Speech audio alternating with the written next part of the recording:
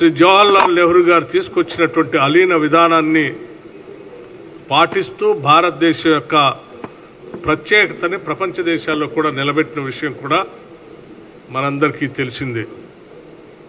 తను నిత్యం ఈ జాతి కోసం, ఈ దేశం కోసమే పరితపించేవారు.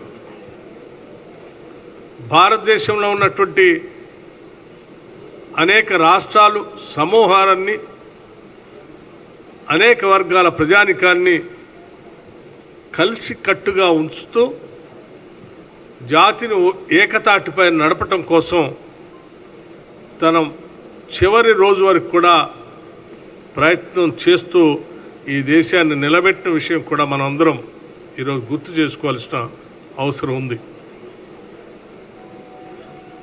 ఆనాడు దేశాన్ని అస్థిరపరచాలని కొద్దిమంది ఆటంకవాదులు పెద్ద ఎత్తున దేశం పైన కుట్ర జరుపుతున్నప్పుడు ఆ కుట్రను తిప్పికొడుతూ నాకు నా ప్రాణం కంటే కూడా ఈ దేశమే ముఖ్యం, ఒకవేళ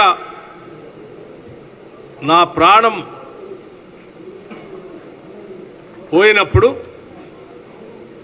ఈ దేశ సుస్థిరత కోసం, భవిష్యత్తు కోసం నా ఒంట్లో ఉన్నటువంటి ప్రతి రక్తపు బిందువు కూడా ఈ దేశ బలిష్టం కోసం పెద్ద ఎత్తున ఉపయోగపడుతుంది అని చాలా ధీరోదాత్తతో చెప్పినటువంటి ఉక్కు మహిళ శ్రీమతి ఇందిరాగాంధీ గారు. అలా చెప్పడమే కాదు, చివరికి ఆ ముష్కరుల తూటాలకు బలై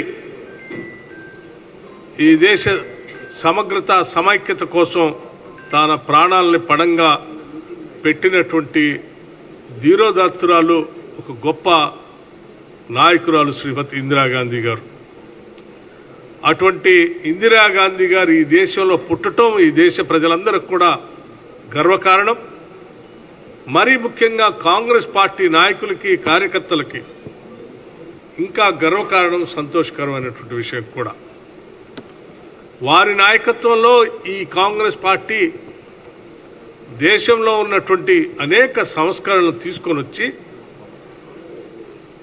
ఆ సంస్కరణల ద్వారా పేద ప్రజల జీవితాల్లో కూడా వెలుగు నింపినటువంటి శ్రీమతి ఇందిరాగాంధీ గారి ఆలోచనలే ఈరోజు ఈ రాష్ట్ర ప్రభుత్వానికి కూడా మార్గదర్శకం.